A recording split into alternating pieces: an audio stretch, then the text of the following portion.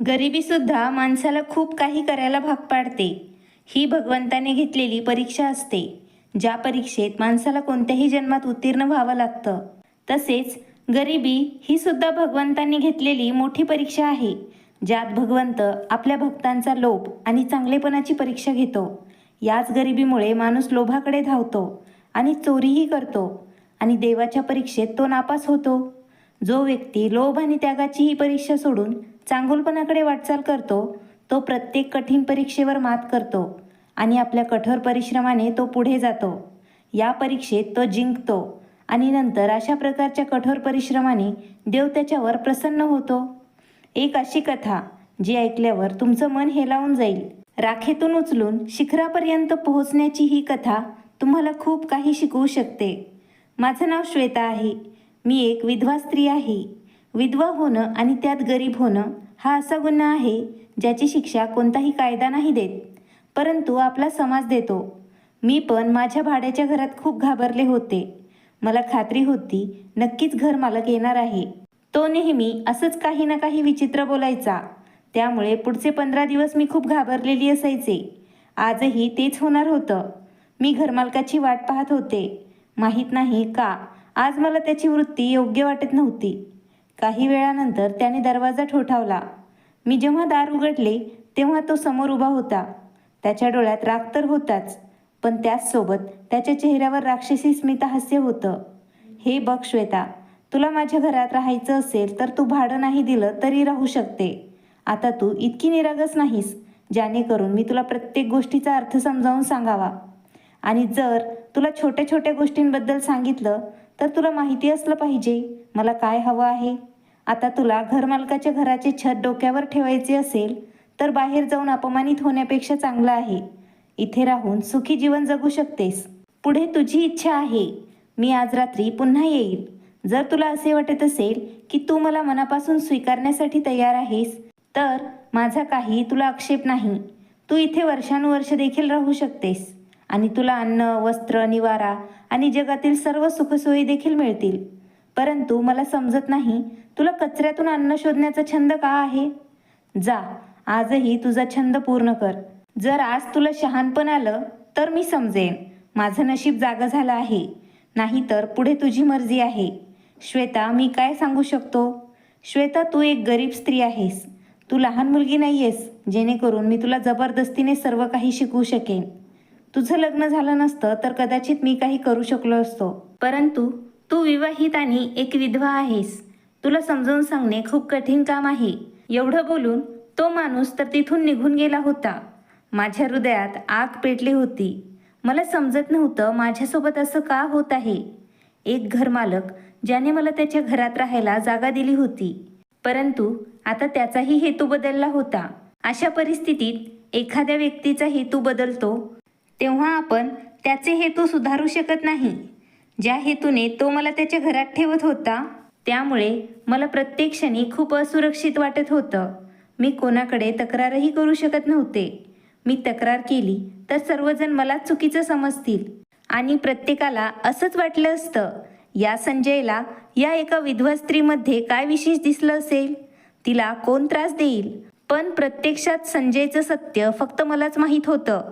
त्याने मला आज रात्रीपर्यंतचा वेळ दिला होता. जर मी त्याचं म्हणणं ऐकलं नाही तर तो मला त्याच्या घरातून हाकलून देईल, कारण मी त्याला गेल्या 7 महिन्यांपासून घर भाडं देऊ शकले नाही. आणि ही गोष्ट संपूर्ण वस्तीतील लोकांना देखील माहीत होती की संजयने मला त्याच्या घरातून हाकलून लावले, तरी त्याला कोणाला काहीही बोलण्याची कोणाचीच हिंमत नव्हती, कारण हे घर त्याचंच आहे आणि त्या गल्लीत त्याच्या इतर नातेवाईकांची सुद्धा घरं होती. मला जाणवलं होतं माझ्यासारख्या स्त्रीसाठी इथे जागा मर्यादित होत चालली आहे. मला माहीत नव्हतं माझ्या आयुष्यात पुढे काय घडणार आहे. आजही मी घरातून बाहेर पडले तेव्हा मला खूप भूक लागली होती आणि पोटात कावळे ओरडत होते. संजयने मला पहिले 6 महिने राशन दिलं होतं, परंतु आता त्याचा हेतू बदलला होता. आता तो फक्त एका अटीवर राशन आणि सर्व काही द्यायला तयार होता.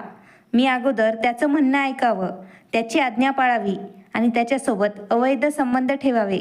परंतु कोणतीही स्त्री जी आपल्या विवेकबुद्धीचं ऐकते ती स्त्री अशा नालायक पुरुषांच्या बोलण्याकडे लक्ष देत नाही आणि मी एक प्रामाणिक स्त्री होते. माझ्या पोटात भुकेने कावळे ओरडत होते. दररोज मी कचऱ्यातून अन्न उचलून खायचे. पोळी, भात किंवा भाजी वगैरे टाकली तर मी ती खायचे. काही लोक इतके धार्मिक आणि शिष्ट होते, ते लोक कचऱ्यात भाजीपाला वगैरे टाकताना स्वच्छतेची विशेष काळजी घ्यायचे आणि चांगल्या पॉलिबॅगमध्ये बंद अन्न पॅक करून कचरापेटीत टाकायचे. कदाचित त्यांनाही कळलं असेल, आमच्यासारख्या लोकांची त्यांना काळजी वाटत असेल. आता तर कचऱ्यातील अन्न खाण्याची मला सवयच झाली होती. ताजे आणि शिळे अन्न यातील फरक करायला मी विसरले होते. मला आता शिळे टाकून दिलेले अन्न खाण्याची सवयच झाली होती. मला वाटत होतं आता माझा खाण्यापिण्याचा प्रश्नच सुटेल. परंतु मी खूप अशक्त झाले होते. माणसाला कचऱ्यातून खायला काय मिळतं? पण आज कचऱ्यात जे काही दिसलं ते खूप विचित्र होतं. मला एक सोनेरी पन्नी चमकताना दिसली. ती बॅग लांबून खूप चमकत होती आणि त्याच्या बाजूने भरपूर पिशव्या पडलेल्या होत्या. पण त्या पॉलिबॅगमध्ये मोठ्या वस्तू नसायच्या. मी जवळ जाऊन बारकाईने पाहिलं तर ती एक मोठी बॅग होती, ज्याच्यावर एक सोनेरी रंगाची पिशवी ठेवली होती. मी नीट पाहिलं तर पिशवीच्या आतून एका व्यक्तीचा चेहरा मला दिसला. मला आश्चर्य वाटलं. मी जवळ जाऊन बॅग उघडण्याचा प्रयत्न केला. मी पाहिलं ती एक लहान मुलगी होती. ती मुलगी दिसायला अतिशय सुंदर दिसत होती. मी त्या मुलीकडे बघताच आश्चर्यचकित झाले. कचऱ्याच्या ढिगाऱ्यात एवढ्या सुंदर मुलीला पाहून मला वाटलं तिची आई खूप सुंदर असावी. त्या मुलीचे डोळे घारे आणि केस चमकदार होते. ती दुसऱ्या जगातल्या परीसारखी दिसत होती. तिला पाहताच मी फक्त तिच्याकडे बघत राहिले. ते बाळ अंदाजे 3 महिन्यांचं असावं. मी त्या बाळाला माझ्या मांडीवर घेतलं आणि विचार करत होते, आता मी तिला कुठे नेऊ? आपल्या गोंडस बाळांना कचऱ्याच्या ढिगाऱ्यात फेकणारे हे कसले पालक आहेत? स्वतःच्या केलेल्या चुकांची शिक्षा या निष्पाप बाळाला देतात. लोक समाजात स्वतःचं नाव उंच ठेवण्यासाठी अशा गोष्टी का करतात? हे कसले पालक असतात ज्यांना आपल्या मुलांना आपलं म्हणायला लाज वाटते? त्या गोंडस मुलीला पाहून माझ्या मनात पहिला विचार हाच आला, ज्या जोडप्याने विवाहबाह्य मुलाला जन्म दिला असेल आणि आता समाजाला घाबरून त्यांनी या बाळाला कचऱ्यात टाकलं असावं. परिणामी या निष्पाप मुलीला त्यांनी केलेल्या गुन्ह्याची शिक्षा मिळत आहे. अशा मुलांना ते स्वतःचं नाव नाही देऊ शकत, तर त्यांना जन्म तरी का देतात? त्या निरागस मुलीला बघून माझ्या मनात विचार आला, मी तिला माझ्या घरी घेऊन जावं. परंतु त्या गरीब मुलीला मी खायला काय देणार? स्वतःसाठी माझ्याकडे जेवायला पैसे नाहीत. घरमालक मला वाईट वाईट बोलत होता. त्यांच्या मनात आलं तर तो मला कधीही कच्चं खाईल. मी त्या छोट्या परीचं रक्षण कसं करू शकेन? मी मनात विचार करत होते. या मुलीला कचऱ्याच्या ढिगाऱ्यात सोडून मी परत माझ्या घरी निघून जावं. मी तिची काळजी घेण्याच्या स्थितीत नव्हते. परंतु जेव्हा माझं लक्ष त्या मुलीला ठेवलेल्या टोपलीवर पडलं तेव्हा मला आश्चर्य वाटलं. कारण ती टोपली सोनेरी रंगाची होती.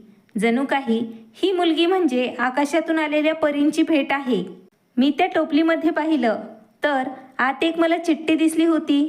ती चिठ्ठी दुमडलेली नव्हती. खरं तर त्यावर स्पष्ट शब्दात एक ओळ लिहिली होती, जो कोणी या मुलीला लहानाचं मोठं करेल तो व्यक्ती एका दिवसात करोडपती होईल. हे वाचून मला खूप आश्चर्य वाटलं. आता हे ज्याने कोणी लिहिलं असेल त्याने विनाकारण तर लिहिलं नसावं. त्या मुलीला इथे सोडण्यामागचं काय कारण असेल? ही कुठल्या जिनची किंवा चेटकिनीची काही युक्ती असेल का? असे अनेक विचार माझ्या मनात वारंवार येत होते. असो, कचरापेटी एका सुनसान ठिकाणी बनवलेली होती आणि आत्ता वेळसुद्धा सकाळची होती. पहाटेचे 3 वाजले होते. कारण जेव्हा मी कचऱ्याच्या ढिगाऱ्यातून काही उचलायचे तेव्हा मी सकाळीच तिथे जायचे, जेणेकरून मला कोणी पाहू नये. कारण मी एकटी विधवा स्त्री होते आणि माझं वयसुद्धा जास्त नव्हतं. मला पुन्हा पुन्हा माझ्या सन्मानाची काळजी वाटत होती. माझ्या मनात एकच भीती होती, मला कोणी त्या कचऱ्याच्या पेटीजवळ पाहू नये. मी विचार करू लागले, ही मुलगी कुठल्या तरी जिनची नसावी. असे झाले तर माझ्यावर मोठं संकट येईल. माझ्याकडे होतं तरी काय? मी एक गरीब स्त्री आहे. घरमालक तसं पण आज रात्री मला घरातून हाकलून देईल. असं होऊ शकतं.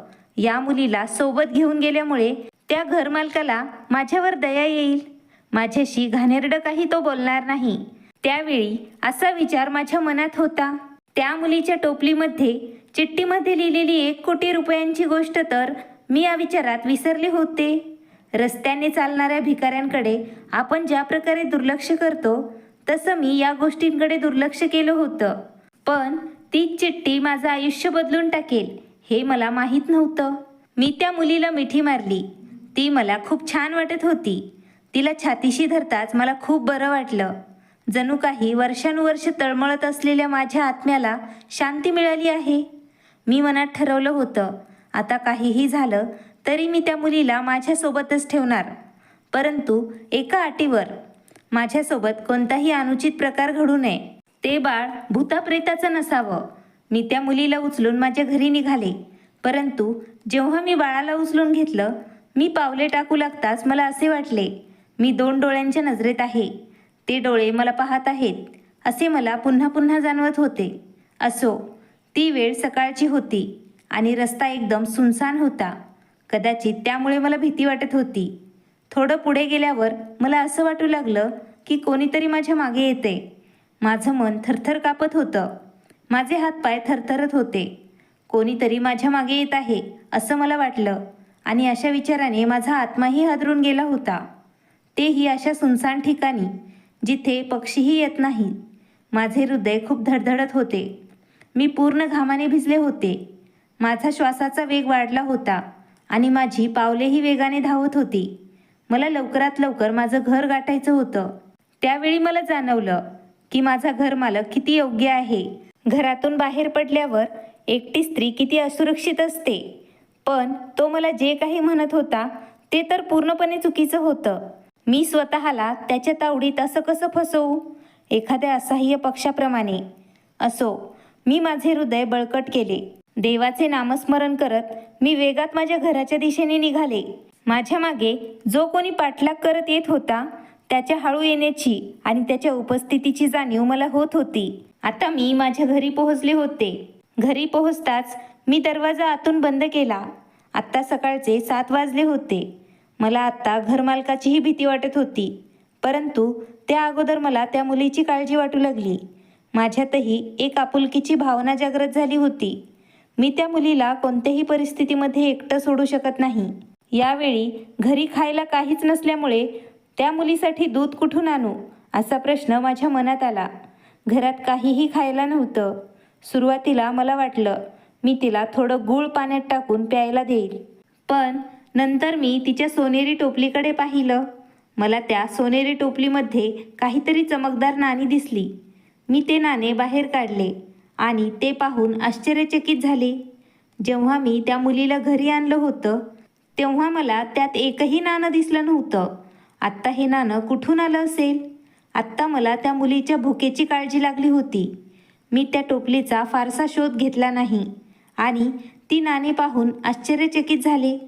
ही छोटी पिशवी नाण्यांनी भरलेली होती. ती नाणी जमा केल्यावर मला फारसे पैसे मिळाले नाहीत, पण दुधाचे 1 पाकिट विकत घेता येईल एवढे पैसे नक्कीच होते. मी सर्व नाणे वापरले नाही, पण फक्त 1 पॉकेट दूध आणलं, ज्याची किंमत 40 रुपये होती. मी पैसे घेऊन दुकानदाराला दिले तेव्हा तोही आश्चर्यचकित झाला आणि तो मला म्हणाला, मी अशी चमकदार नाणी पहिल्यांदाच पाहिली आहेत. तू ही नाणी कुठून आणली आहेस? असं वाटत आहे हे नाणे नुकतेच मशनीतून काढले आहेत. मी त्या दुकानदाराला काही उत्तर न देता दूध घेऊन घरी पोहोचले आणि त्या मुलीला दूध पाजले. दूध पिऊन ती मुलगी शांत झोपू लागली. मुलगी खूप शांत दिसत होती.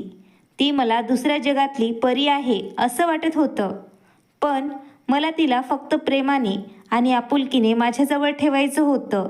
माझा दुसरा उद्देश नव्हता.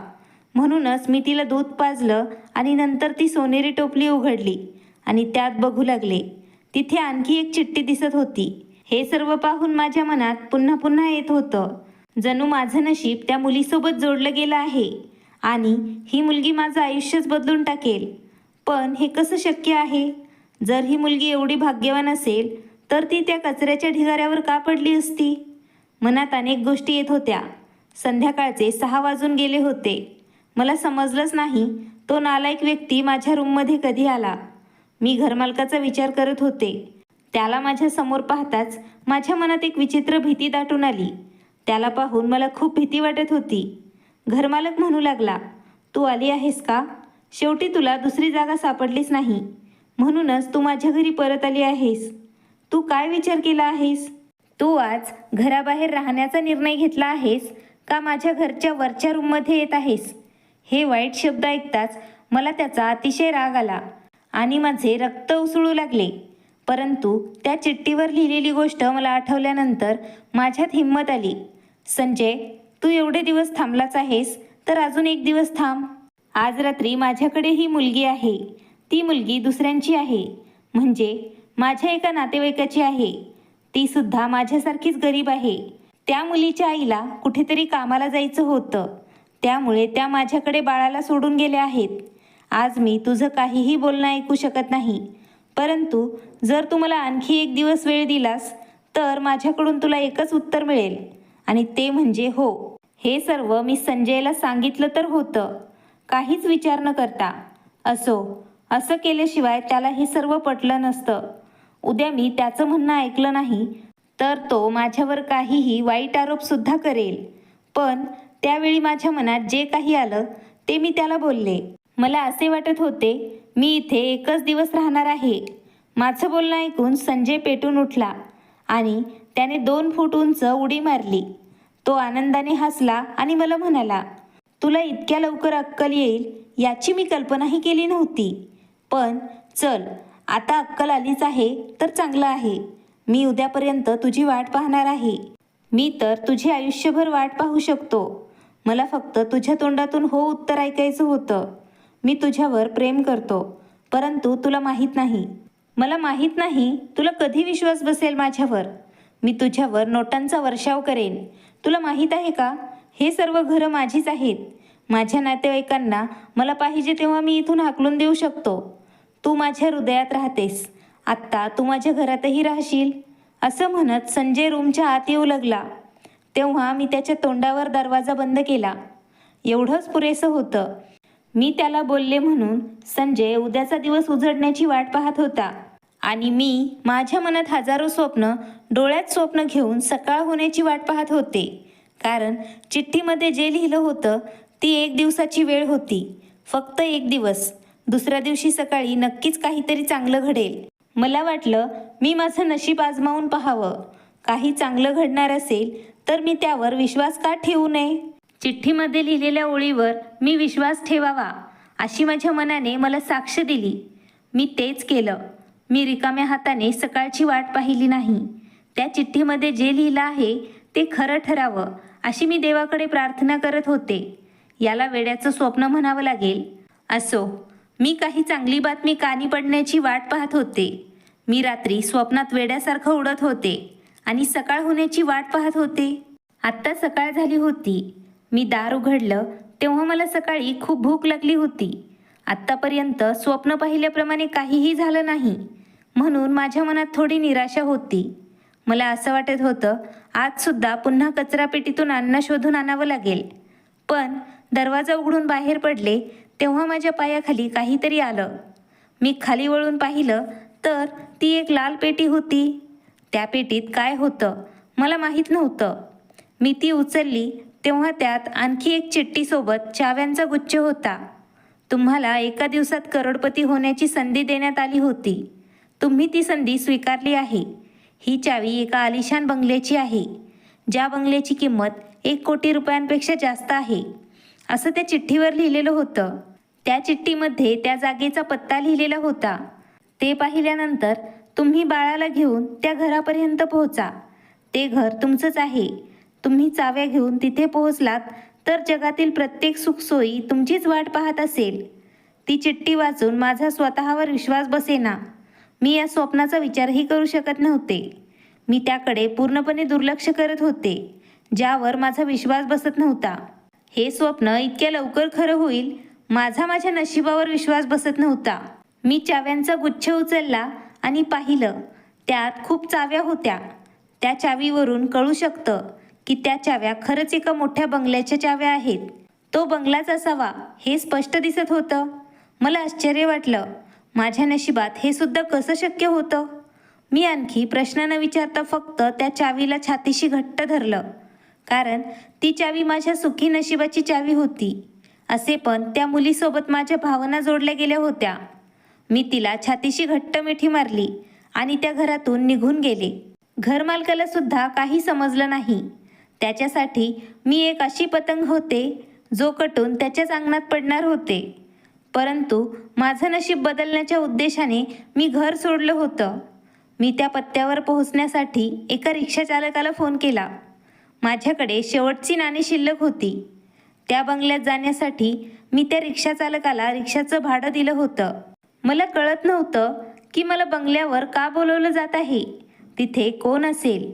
मी माझे उर्वरित आयुष्य कसे घालवणार? सध्या मी संजयच्या घाणेरड्या नजरेपासून माझी सुटका करून घेत होते. मनातल्या मनात मी माझ्या देवाची प्रार्थना करत होते. मला एका चांगल्या वातावरणात सन्मानाने राहायचं होतं. शेवटी मी त्या बंगल्यावर पोहोचले. चावी घेऊन त्या बंगल्याच्या मुख्य गेटपाशी पोहोचताच मी बंगल्याचं गेट उघडलं. तेव्हा मला असं वाटत होतं मी यशाचं शिखर गाठलं आहे. जणू ते घर माझं स्वागत करत आहे. मी घरात प्रवेश केला होता. घरात गेल्यावर मला दिसलं तो एक आलिशान बंगला होता. त्यात चैनीच्या वस्तू आणि आवश्यक सर्व गोष्टी होत्या. मी त्या मुलीला एका ठिकाणी ठेवलं आणि तिच्यासाठी खाण्यापिण्याचे पदार्थ शोधत होते. त्या घरात जेवणासाठी प्रत्येक पदार्थ अगोदरच आणलेला होता. ते घर बघून जणू ते एखाद्या खास व्यक्तींसाठी बांधलं आहे असं वाटत होतं. पण मी काही खास नव्हते. मी एक विधवा स्त्री होते. हे आयुष्य माझ्यासाठी खूप गुदमरून टाकणारं होतं. मी त्या मुलीला आंघोळ घातली, स्वच्छ केलं, तिला दूध पाजलं. मग मी संपूर्ण घर फिरू लागले. मला त्या घराची भीतीसुद्धा वाटू लागली. मी एकटी या घरात काय करू शकते? पण नंतर जे मी पाहिलं ते खूप आश्चर्यकारक होतं. माझ्यावर एक सावली आली ज्याने माझ्या पायाखालची जमीनच सरकवली. बाहेर जाण्यासाठी मी दरवाजा उघडण्याचा प्रयत्न करताच मला जाणवलं त्या बंगल्यात मी पूर्णपणे कैद झाले होते. मला इच्छा असूनही बाहेर जाता येत नव्हतं. माझं हृदय मला सतत म्हणत होतं, हे मी काय केलं आहे? पैशाच्या लोभापोटी मी अशा ठिकाणी आले जिथे कोणीतरी माझा गैरफायदा घेईल. नंतर मी विचार करू लागले, एवढ्या मोठ्या आलिशान घरात कोण मला कशाला बोलवेल? मला कचऱ्याच्या ढिगाऱ्यातून उचलून इथे कोण आणणार? मी हा विचार करत असताना माझ्या खांद्यावर जड हातांचा दाब जाणवला आणि मी थरथर कापत राहिले. माझ्या मनात पहिला विचार आला तो म्हणजे संजय. पण संजयसारखा वाईट माणूस मी आयुष्यात पाहिला नव्हता. संजयला मी पुन्हा भेटू नये देवा. देवाला प्रार्थना करत मी मागे वळून पाहिलं तेव्हा माझ्या संशयाच्या सगळ्या सुया तुटल्या होत्या. मी घाबरून त्या माणसाकडे बघत होते कारण तो साधारण 29 ते 30 वर्षांचा तरुण होता.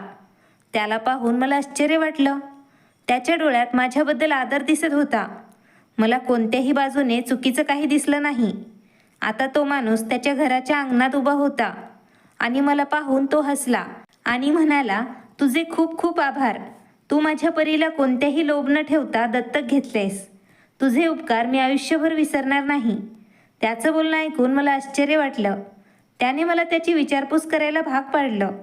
मी म्हणाले, ते सर्व ठीक आहे, परंतु तुम्ही कोण आहात? तुम्ही मला या आलिशान बंगल्यात का बोलवलं आहे? शेवटी मला इथे आणण्यामागे काहीतरी उद्देश असेलच तुमचा. हे ऐकून त्याच्या चेहऱ्यावर आणखी एक हसू उमटलं. तो म्हणाला, माझ्या मुलीला एक चांगली आई मिळाल्याने मला खूप आराम वाटतोय. खरं तर ती मुलगी माझी आहे, पण तिला तुझ्याजवळ ठेवणं ही माझी मजबुरी आहे. मी म्हणाले, तुमच्यासारख्या माणसाला काय कमी आहे? कमतरता गरीब लोकांमध्येच नसते. मी तुम्हाला सर्व काही सांगू शकत नाही, पण हो, मी तुम्हाला एवढं नक्की सांगू इच्छितो की तुम्ही हा बंगला सोडू शकत नाही. जर तुम्ही बंगला सोडला तर त्यासोबत तुम्हाला सर्वच सोडावं लागेल. ही लक्झरी, हा आराम. मला तुमच्या घरमालकाची गोष्टसुद्धा माहीत आहे, पण तुमच्या मनात काय आहे ते मला माहीत नाही. मुन्नी तुम्हाला विनाकारण आवडली असण्याची शक्यता आहे. मला तुमच्याकडे पाहून असे वाटते की तुमच्या हृदयात प्रेम आणि दया आहे. येथे तुम्हाला सर्व प्रकारच्या सुविधा, सन्मान आणि तो आदर जो एका स्त्री किंवा आईला आवश्यक असलेल्या सर्व गोष्टी तुम्हाला इथे मिळेल. पण तुम्हाला त्याच्या बदल्यात माझ्या मुलीची काळजी घ्यावी लागेल. मला हवं असतं तर मी माझी मुलगी कोणत्या तरी श्रीमंत जोडप्याला देऊ शकलो असतो, पण मला माझा आदर आणि कीर्ती खूप आवडते. माझ्याकडे संपत्तीची काही कमतरता नाही. सर्व काही देवाने दिलेलं आहे. इतकंच की कधीकधी तरुणपणाच्या उत्साहात माणूस अशा चुका करतो ज्याची किंमत त्याला आयुष्यभर चुकवावी लागते. माझ्याही हातून दुर्बल क्षणी अशी एक चूक झाली होती. मी माझ्या मुलीला त्या ठिकाणी सोडू शकत नाही, जिला मी तिच्या आईचं नाव देखील देऊ शकत नाही.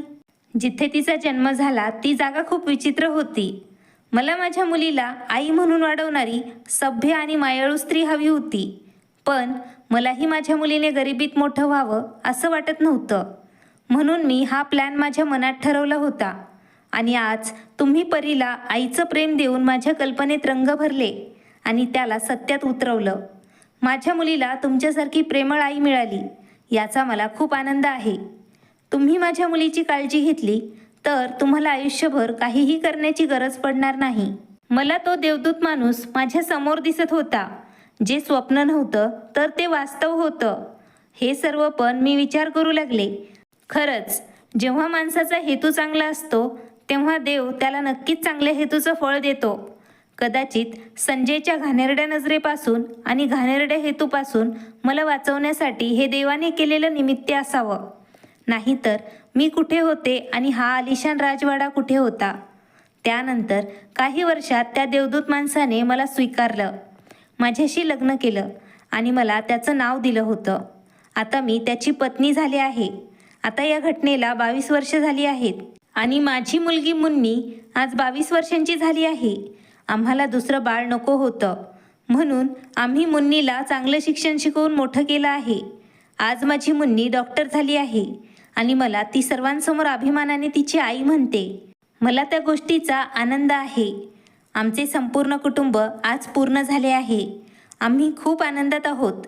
मित्रांनो, तुम्हाला ही कथा कशी वाटली ते आम्हाला नक्की कॉमेंटमध्ये सांगा. कथा आवडल्यास नक्की लाईक, शेअर आणि सबस्क्राईब करायला विसरू नका. धन्यवाद. आभारी आहोत.